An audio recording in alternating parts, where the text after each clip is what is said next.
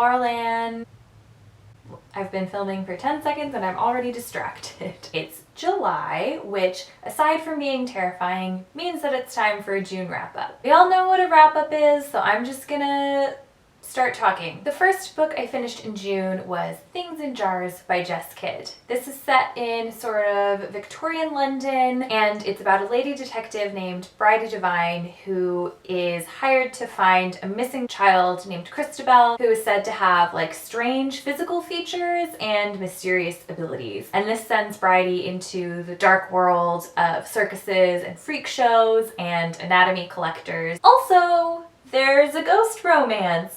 This was really great. I loved the dark setting, and it has delicious Dickensian kind of characters, and it's also an example of really masterful plotting. We follow sort of three threads. There's Bridie solving the mystery, then we have Bridie as a young girl and sort of how she got to be the person she is today, and Christabel after she's been kidnapped. And that plotline includes like the scary fairy tales that her creepy nursemaid is telling her. And all three of these plot lines came together in the end in a way that really surprised me, but also felt very effortless. The supernatural elements of this story all fit really seamlessly together. Nothing felt like gimmicky or out of place. The writing is really cleverly descriptive without ever feeling clunky or flowery at all. There's just like a lot of energy running through the prose. The whole book strikes a really good balance between being dark,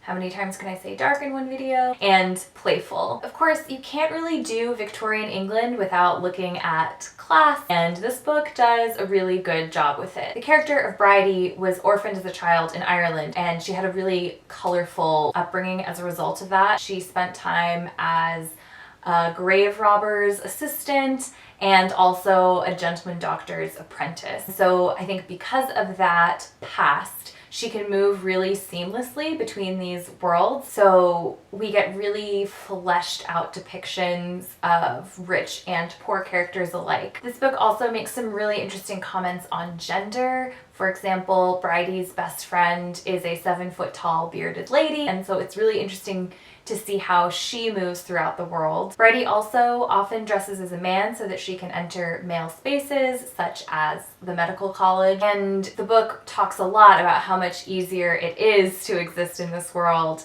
as a man. She also made this comment that I really appreciated, that men exist in the world to see and observe, whereas women exist to be looked at. It was a little bit sad how much that still rings true today, but here we are. The only thing that I didn't love about this novel is that there is a violent assault in the book that is, I would say, implicitly sexual, and I don't think the aftermath of that was handled very well. I don't think that sexual assault is something that should be taken lightly, so that just sort of dinged it slightly. I hate to kind of end on a sour note, so just know that I really did enjoy this book a lot, and I'm going to read more of Jess Kidd's work in the future for sure. The next book I read was Lanny by Max Porter, and oh my goodness, I loved this book. This is the story of a young boy called Lanny who is a very special, artistic, and kind of strange child. He's growing up in a village outside of London. The book follows the perspectives of his mother, his father, and also their family friend Pete, who is a famous artist who is now giving Lanny art lessons. Then there are also these chapters from this sort of like omnipresent, omniscient,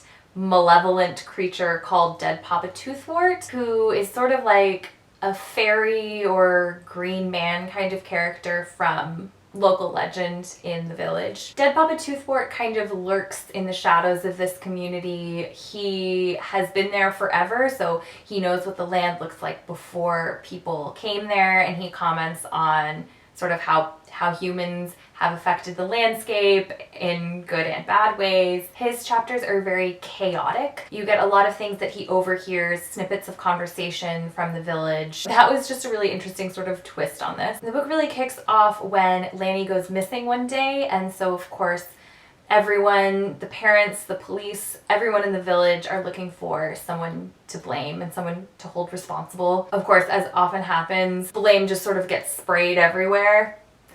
I don't know if that makes sense. This is just such an incredible little novel. It's only a little bit over 200 pages, I think. It really packs a punch. It's also, I would say, kind of genre bending. It has a lot of poetic elements, particularly in the bits of Dead Papa Toothwort, some maybe like magical realism, maybe, definitely magical realism. It reminded me of John McGregor's Reservoir 13 in that it explores the effects of a singular event on a small community, and also Ali Smith in that it's very much a book about this current moment in time, both in the world and particularly in Britain. This made me smile, it made me angry, it made me cry like a lot, and I think that anyone who is a fan of literary fiction should for sure read this book.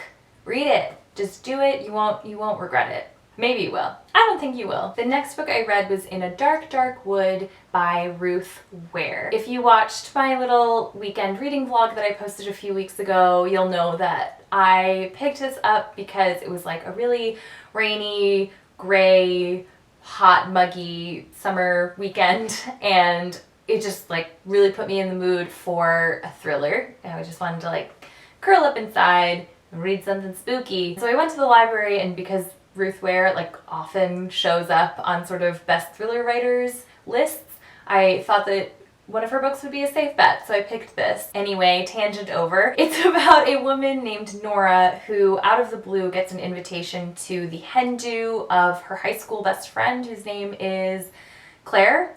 And they have not seen or spoken to one another in 10 years. And Nora is really anxious about this. We get the impression that their friendship ended badly, but despite this, she decides to go anyway, along with their mutual friend Nina. And from the moment they arrive, Nora regrets it. It's a weird vibe. And then Claire finally gets there, and she informs her that the reason she invited her is that she wanted to tell her that she's marrying Nora's ex, whose name is something James. This was fine. It's an extremely fast read, and it kept me turning the pages, which is what I wanted. But the writing is very simplistic, and I do mean simplistic. I don't mean sparse or unadorned. It is very, well, the word I used in my vlog was juvenile, and I kind of still stand by this. I stopped noticing it as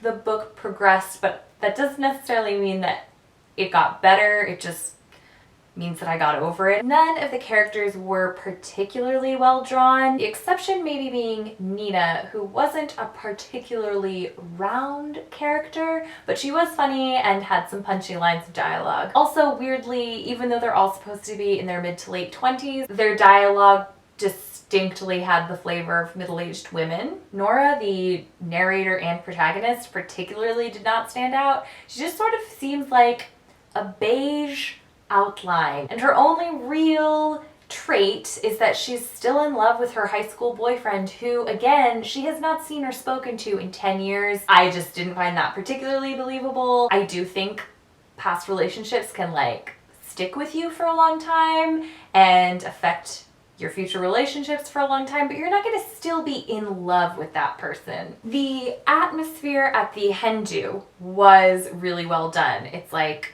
weird and tense and dark, and it's in this great setting of this modern glass house in the middle of the woods in Northumberland. But all of that tension ends in like the midpoint of the book, and then it switches to Nora in the hospital in the aftermath of the party ending event, and she has amnesia, but she has to remember what happened or else she might go to jail for murder. I didn't find that part of the book particularly compelling, but I did want to find out what happened, which did keep me reading till the end of the book. But I will say, like, the last maybe third, I probably only read about half the words on the page. I was really just skimming at that point, but it was enough to get the idea. Overall, this was fairly predictable, and also there were some definite plot holes I spotted. For example, we find out why Nora and Claire's friendship ended, but I don't think we ever found out why Nora thought the friendship ended. And that was a question that I had from the very beginning. Like, what did she think? Why was she nervous to see this girl again? It seems like she just thought, oh, we stopped talking to each other. I also don't think the villain's motives totally made sense to me. At the end of the day, I would say that I had a lot of fun with this, even if I didn't really like it that much. Those are my thoughts. Next, I read The Wife by Alafair Burke. This is also a thriller, which I didn't realize.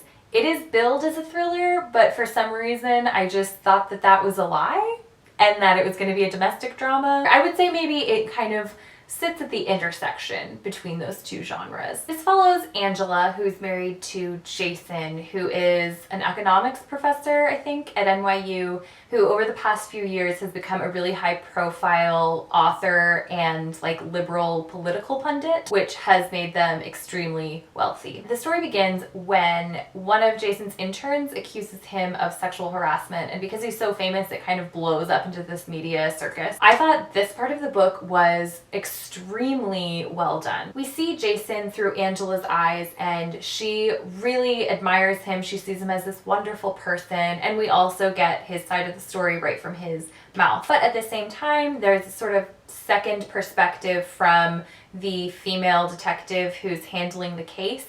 And so we also get the victim side of the story directly from her. I thought that was really effective because it truly had me questioning what had happened. I could see how it may have been a misunderstanding. It may have been a case of this rich, aloof kind of guy with neutral intentions who just really doesn't see how his actions that he sees as innocuous could feel threatening to a young woman. But I could also see where maybe there was malicious intent. Like, I just really didn't know the truth, and I found that really compelling. A bit further on into the book, a second woman comes forward with a more serious allegation. And so then the media attention just gets even bigger.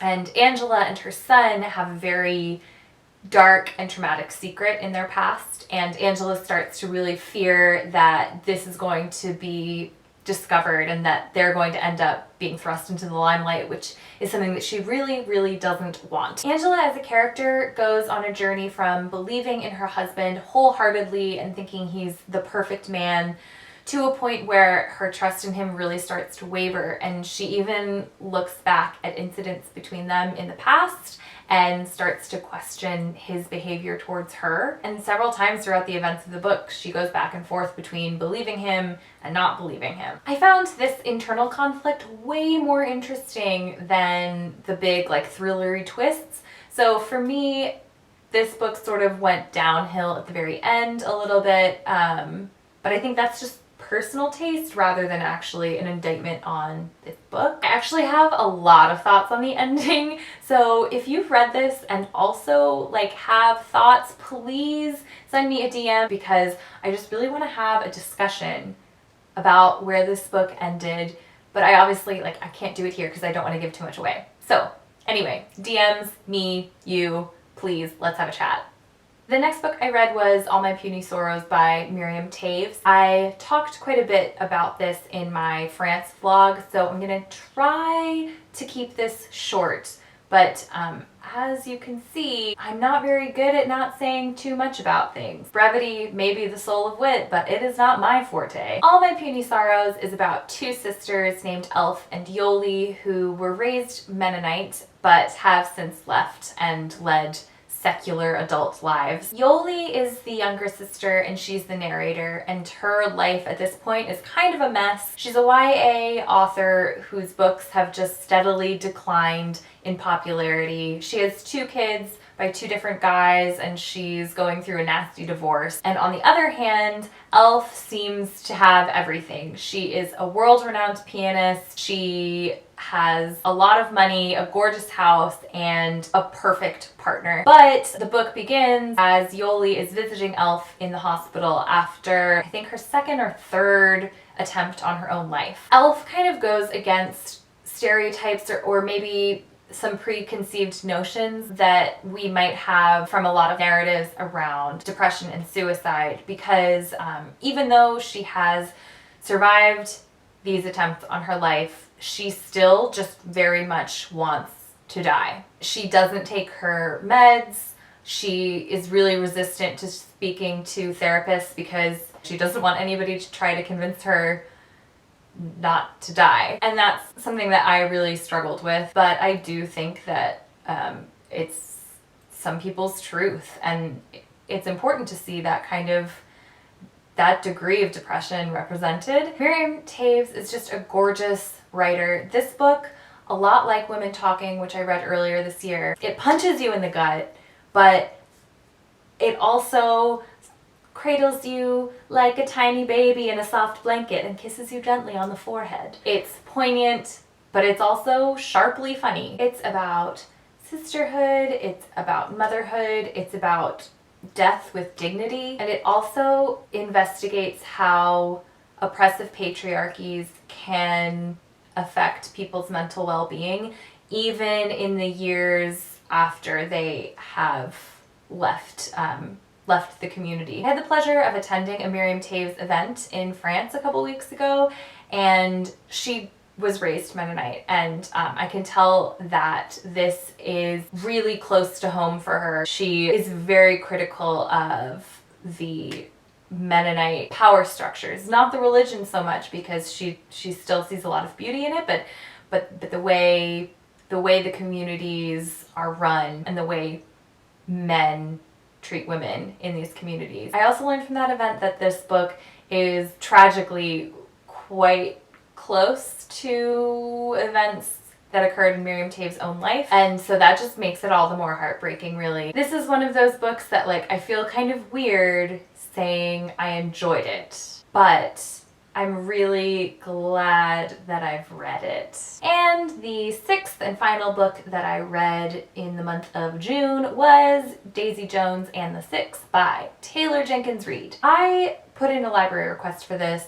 a few months ago. It was before I really saw all of the hype on BookTube. So when this finally came in, I was kind of nervous about it because I'd heard it praised so much, and I'm the kind of garbage human who, like, if something is just so universally loved, I just instinctively look for the cracks in it. Not proud of it, but like, it's just kind of something about myself. But honestly, this book is great. Daisy Jones and the Six, of course, is about the rise and demise of a fictional rock band in the 1970s. One thing that really stood out to me about this book is the way it really captures the intensity of creating music or art with other people. I really enjoyed that. The whole book is written like an interview, so it's only dialogue.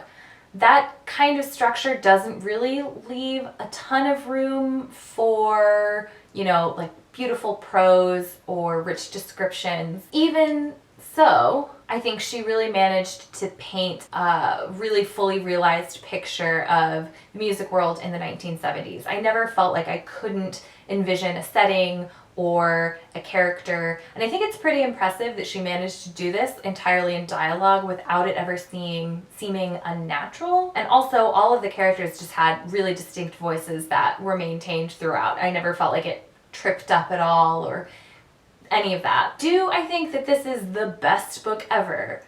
No. Do I think it's a perfect summer read? Yes. Also, I've been listening to Fleetwood Mac nonstop since I read this book, so I want to end my review of this by reading a quote that stood out to me. Weird that the book I said isn't like about beautiful writing is the only one that I want to read a quote for. She had written something that felt like I could have written it, except I knew I couldn't have. I wouldn't have come up with something like that, which is what we all want from art, isn't it? When someone pins down something that feels like it lives inside us, takes a piece of your heart out and shows it to you, it's like they are introducing you to a part of yourself. That's nice. Okay, so that is the end of my June wrap-up. Thank you all for watching. Thanks for spending some time with me. Please let's have a chat down in the comments or wherever you want to have a chat. I'm gonna stop talking. How many ways can I say goodbye? Just one. Okay, bye.